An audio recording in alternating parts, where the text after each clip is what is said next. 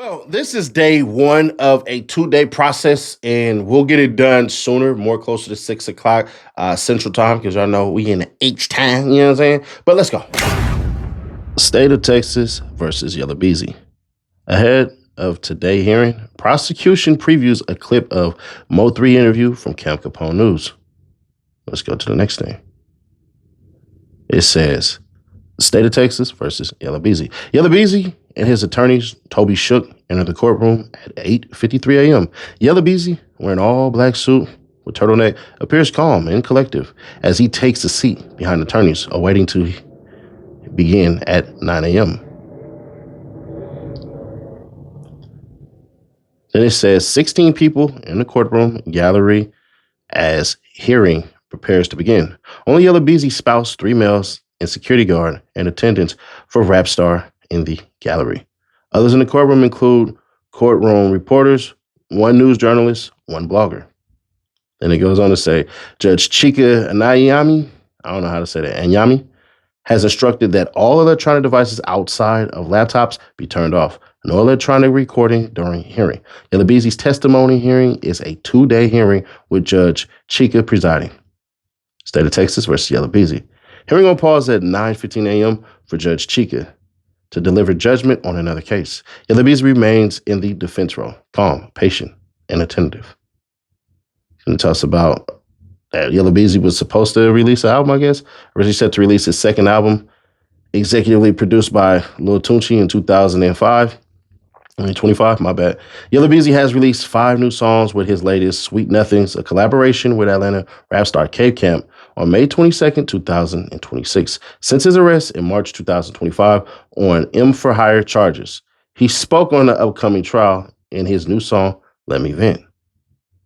Then it goes on to say, 9:43 a.m. hearing resumes with Yella Beezy beginning with confirming his name, Marquise Conway, to Judge Chika. 9:45 a.m. Judge Chika informs the court that the prosecution has a witness to deliver testimony. The defense doesn't oppose the testimony.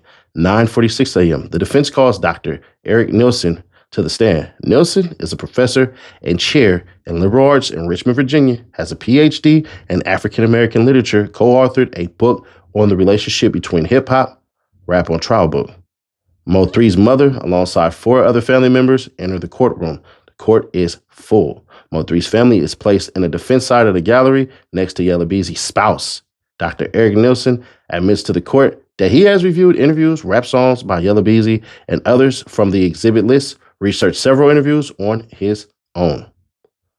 Then Dr. Eric Nielsen explained the origins of hip-hop in the South Bronx. The South Side Bronx shared that rap music and hip-hop are not the same thing. Rap music came from South Africa, per Nielsen. What? I don't know about that shit, but okay. Dr. Nielsen explains the origin of the subgenre gangster rap in the 80s. 1991, rap music debuted on music charts when barcodes were introduced, making the genre transformative. Nielsen admits that gangster rap is an umbrella term he is using to describe the music. Yella Beezy can be seen paying full attention to Dr. Eric Nielsen's testimony by his attorney, Toby Shook. Eric Nielsen brings up the song F the Police to explain the expression in gangster rap. Ain't the damn judge black?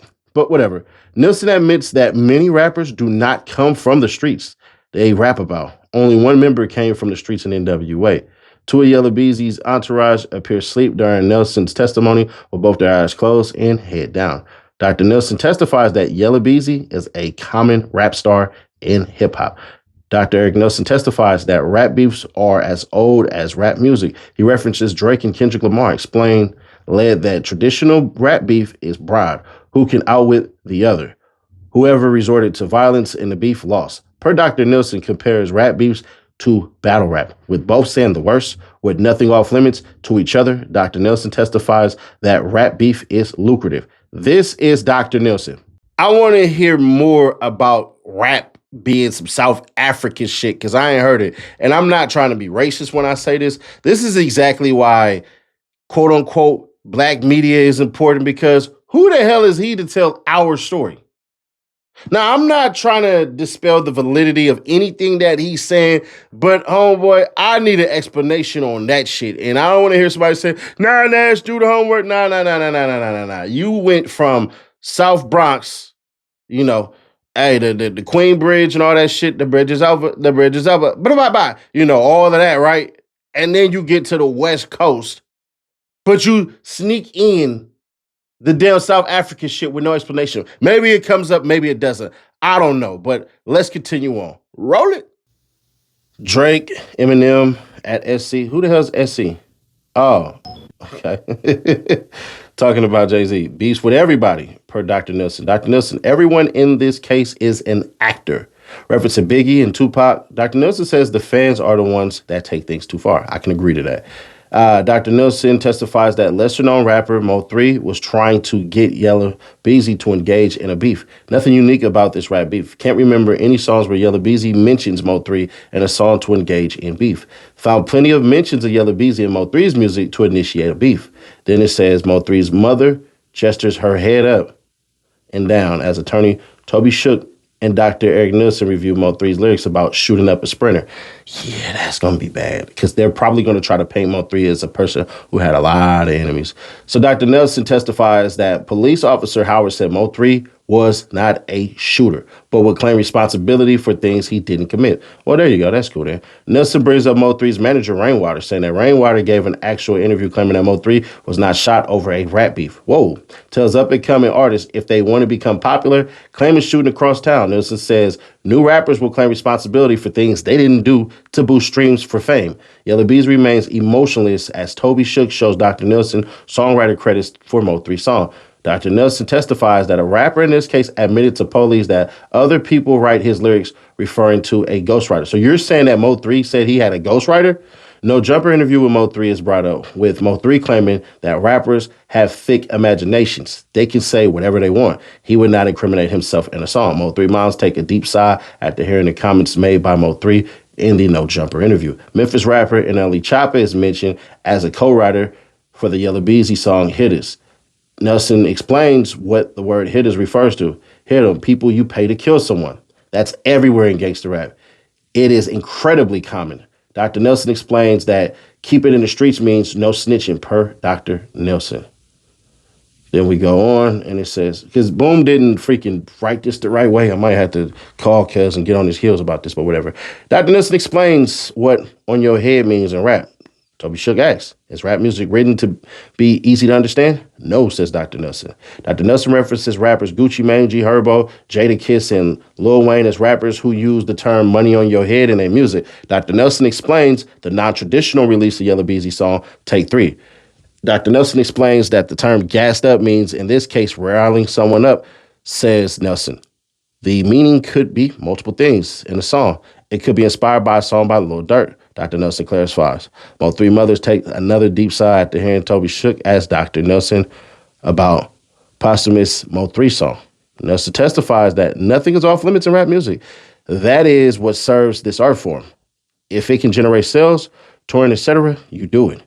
Nelson testified that Mo3 likes to claim shootings he didn't do. After reading police reports, Nelson testifies that he is familiar with Dallas comedian Roy Lee through police reports and research. If you're looking for fame and success, you look for other people to start things with. According to police, you do it to increase your own fame and success. Roy Lee was someone who did that with multiple people. Nelson testified that he has testified in 20 cases over rap lyrics. Sheriff Ador in the courtroom agrees, per head nod with Dr. Nelson's testimony, that a police officer should not testify in Yella Beezy trial due to inaccuracy.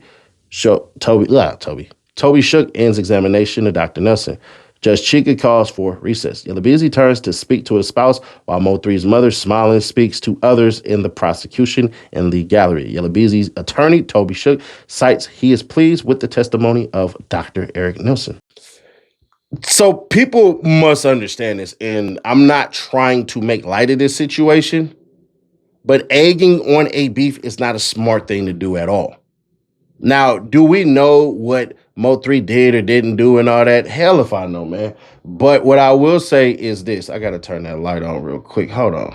My bad, y'all. We had to hit it with the, what is this, the Ray-Ban? Yeah, the Ray-Ban cloth. Anyways, so Mo3 claiming shit that he didn't do to piss people off to get record sales and all that shit and everything. And I'm gonna be honest, it worked because Mo3 was talented. But what was being said was that, hey, Yella Beezy was blackballed him, slowing the progression and all that, to the point where Mo3 shit said, hey, I'm gonna figure my way out, and poof, there we go. So there's that part. But let's continue on. It's time for recess to be over. Prosecution tells Dr. Eric Nielsen they're kind of disappointed in him for his generality in his testimony. Prosecution admits he has had Nielsen rap trial booked since 2019. Nielsen testified that he has advocated for the restriction of rap lyrics in trial, but do not advocate for a full ban of rap lyrics in trials. Prosecution reads an excerpt from Dr. Nielsen's Rap on Trial book. Nielsen doesn't recall sentences the prosecution cites from his book regarding the full ban of rap lyrics in trials. Doesn't know if the citation was his or other two authors. Prosecution informs Dr. Nielsen that he will be asking him a lot of yes or no questions, and if he says okay with it, questions if he is okay with it. Nielsen says yes. Nielsen testified that he has sought to educate judges on the use of rap lyrics in trial. He calls rappers actors once again. Nielsen references Rick Ross' probation officer past and college education while describing a rapper who raps about the streets. Nielsen says there was a massive divide between his street raps and serving as a probation officer. Nielsen testified that Rick Ross ushered in an era of rap based on New York Times article. Fans don't care about the truth in rap music. Judge Chica calls for a 1-hour lunch break. Yella Beezy speaks with his videographer about the inability to get a photo and video footage inside the courtroom during the hearing. Yella Beezy and spouse speak while he await to speak with attorney during lunch break. Yella Beezy's spouse jokes with his attorney, Toby Shook, about if one of the judge's photos on the courtroom wall was of him. Yella Beezy exits the courtroom with his spouse. I did not mean to say that. I don't even care. Yella Beezy enters the courtroom and takes his seat behind his attorneys. He serves his cell phone. Mo3's mother and 3 others enter the courtroom, but switch to the prosecution side of the gallery, all awaiting for hearing to resume after lunch. Then he goes on to say, hearing resumes with Judge Chica presiding. Prosecution proceed with cross-examination of Dr. Eric Nielsen. Then he goes on to say, Nielsen is neutral about someone having a psychology degree to determine if they are certified to examine rap lyrics, which I think is bullshit, but whatever. The prosecution mentioned the Lil Durk and Young Thug case to determine music and gang connections in the case. A male member of Mo3's family appears asleep as Dr. Nielsen explains credibility to the prosecution. Another member of the family is continuously yawning. The prosecution wants to know what Dr. Nielsen's opinion is if called to testify on Mo3 songs 219. If I were to testify, I would be careful to say this song means this, Dr. Nielsen says. Dr. Nielsen tells the prosecution, I don't know how you'd be able to authenticate Yella Beezy song Hitters. The prosecution mentions LA Leaker's use of the unreleased song Take 3 by Yella Beezy. The prosecution asked Dr. Eric Nielsen if he would believe that Yella Beezy said he didn't know who Mo3 was. I would not say either. That'd be untrue, Dr. Nielsen says. Dr. Nielsen references Vlad TV interviews from Yella Beezy and Mo3 about both nonchalantly claiming to not know each other to the prosecution. Yella Beezy shows undivided attention as he follows the cross-examination by the prosecution and Dr. Nielsen. Dr. Nielsen admits that he spent over 30 hours researching Dallas hip-hop by the evidence provided to him by the defense, or I'm assuming they meant to say on YouTube. The prosecution concludes cross-examination with Dr. Nielsen. Dr. Nielsen testified that his research shows Mo3 calling Yella Beezy a great rapper in interviews. Then it says, Dr. Nielsen cites Mo3's lyrics in Broke Nights and hit language with the use of N-word. The prosecution ends redirect with Dr. Nielsen. The prosecution brings cross-examination of Dr. Nielsen. Yella Beezy begins to lean into his left shoulder position as the prosecution continues to cross-examine Dr. Nielsen. Yella Beezy briefly speaks to co-defense counsel. Dr. Nielsen is excused. Testimony ends. Prosecution calls on 20-year homicide detective Eric Barnes to the stand for testimony. Barnes testified he has 14 years of experience with high crimes in Dallas. Barnes testified that rap lyrics are similar to street language majority of the time, according to his investigators. Barnes testified that he has worked for 3 murder for hire. He has worked for 3 murder for hire cases. Okay. Barnes has worked 5 cases involving a rapper. Yella Beezy raps the right side of his face as he is slouched in his chair. He takes a drink from his Red Bull energy drink. Barnes testified that he is a fan of hip hop and a primarily the music he listens to. His first tape purchase was EMPD. I think he meant to put EPMD. I don't know. I don't even remember. It just pissed me off with that. Anyways, Barnes testified that he has training in the following lyrics, not just using the lyrics as the basis of your investigation. Barnes testified that his investigation doesn't start with rap lyrics. It starts at the crime scene. Barnes testified that Dallas rap is different from other genres of rap. Dallas rap is more about the neighborhood and people in these neighborhoods. Each neighborhood is unique to its own culture. The prosecution asked Detective Barnes if he is familiar with the difference between Houston and Dallas rap. Barnes testified that he is familiar with the difference. Yella Beezy speaks to his co-counsel as Detective Barnes explains the definition of trap music. So Barnes got dreads. I guess. I don't know. I didn't know that Texas cops were allowed to grow their hair. I thought that was only in Atlanta, but whatever. Judge Chica asked Detective Barnes if there is a correlation between trap music and trap houses. Yes, Detective Barnes basically said. The prosecution mentioned Dallas rappers, Doro Music, Big Tuck, Real Mr. Pookie. When asking Detective Barnes about the early 2000 Dallas rap sound, Detective Barnes explains Big Tuck's Southside, the realest, which speaks on the neighborhood and people in those neighborhoods. The prosecution mentioned Doro's Ice Cream Paint Job, where Detective Barnes explains the song celebrates Doro's neighborhood and taking it worldwide. I missed that song, man. I'm gonna play that shit later on. Detective Barnes explains that Dallas trap rappers were inspired by Atlanta rappers, Tip and Jeezy in the 2000s. Detective Barnes explains that Dallas drill music became popular through social media as it was inspired by Chicago. Prosecution asked Detective Barnes about the rise of drill music in Dallas 2015. Detective Eric Barnes says Dallas drill copied Chicago drill. Yella Beezy speaks to his co-counsel, which ended with him giving a head nod to co-counsel as Detective Barnes speaks on the history of Dallas drill.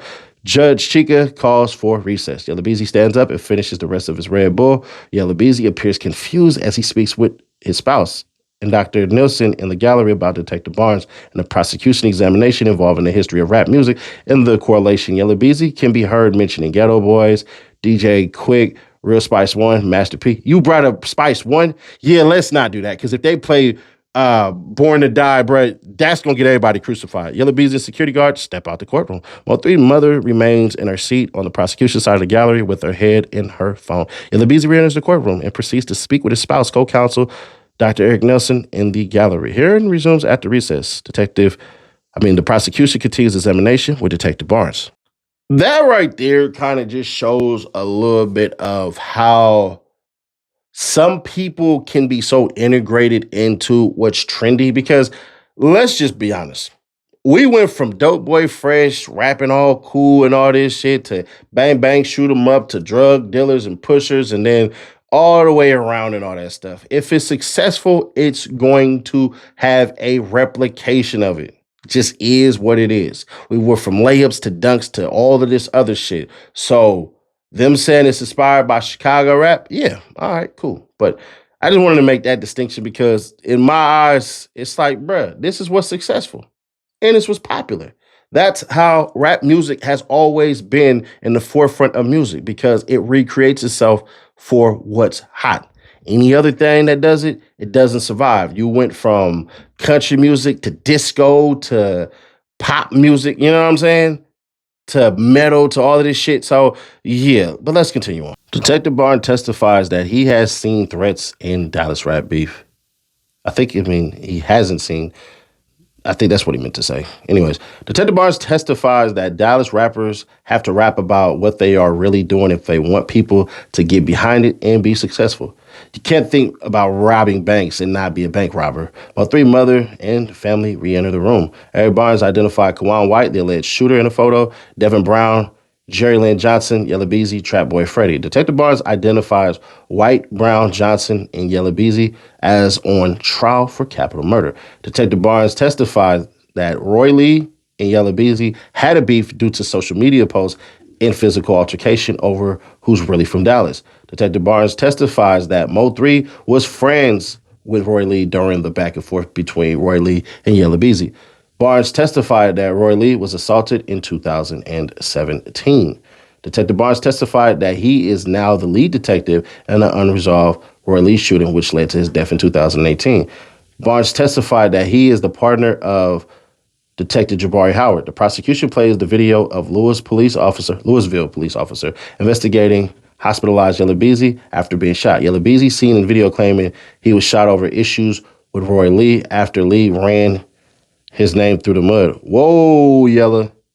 We thought you didn't say shit. Oh, no. In interviews, Yella Beezy said he told Roy Lee he would beat him up next time he seen him, then admitted to beating up Roy Lee. The prosecution asked Detective Barnes, who is Rainwater, Mo3's manager, and Sean G, Mo3's bodyguard. Prosecution asked Detective Barnes the name of the female with Yella Beezy in a Redbird Mall encounter with Sean G, and then she was in the courtroom right now. Detective Barnes pronounced her name wrong. Deandra Harris, Yella Beezy's spouse, yells from the gallery. Immediately be asked not to speak. Judge Chica. By Judge Chica. The prosecution uses Harris's response as confirmation on record. She is in the courtroom. The prosecution and Detective Barnes play interviews of Yella Beezy explaining when he was shot inside his G-Wagon on the Total Tag News Road on Breakfast Club AM and 97.9 The Beat in October. Yella Beezy looks confused as he turns and surveys the gallery in disbelief. The prosecution and Detective Barnes played the Camp Capone News interview with Mo3, calling Yella Beezy a good rapper and unbeknownst of a beef with Yella Beezy. Mo3 says that he hears people have a price on his head and want him taken out, but he hears a lot of things all the time. Mo3 mother doesn't take her eyes off the screen from the gallery while Mo3 interview discuss his kids and family. Judge Chica ended today's hearing. Will resume on Friday at 9 a.m. Mo3's mother hugged the prosecutor before exiting the courtroom. My bad, y'all. What was the point of Yella Beezy telling the detectives that he got shot over the Roy Lee beef? I have no idea. That's insane. I didn't know that, but that's wild. So basically, they're just making sure that they get certain people qualified and all this shit as far as experts and all that. The judge will have the final say so, and the prosecution and defense will make their cases why a person should be an expert or not be an expert, and that's what it's going to boil down to. So you'll see and hear a lot more as far as it goes as evidence, but I'm going to be honest, him admitting that shit, bruh, and now we know it's a murder for hire type shit, bruh, it's a win for Mo3. It is. See, they try to act like, we don't have any beef or none of this crap or anything, and for the most part, for the clout chasing that Mo3 did, because we just gonna keep it authentic. Clout can provide you some funds and all that shit. It worked in his favor until it didn't.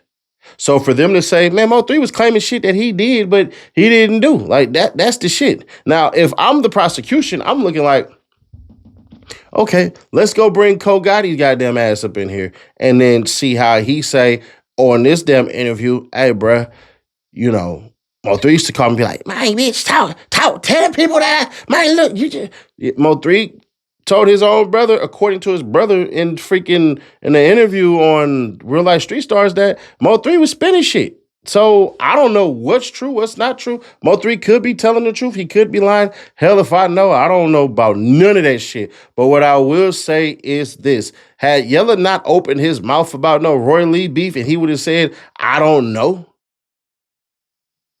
that would have been that. But to give the motive, that shit is biting you from the grave beyond twice. But y'all, let me know y'all thoughts on this one. I'm not going to call it necessarily snitching, but I'm just going to be honest. That's a bad, bad look, bruh. But y'all, let me know your thoughts on this. So share to keep your people aware. Subscribe, turn on best and notified, and click right here to see how Hernandez Govan told people I'm bigger than the damn devil. Golly, man. My guy that messed up on this one. Click right here to see how he got denied bond in the feds today. Click right here for that video or click right here for the playlist, and I will catch you on the next one. Y'all come on back now, you hear?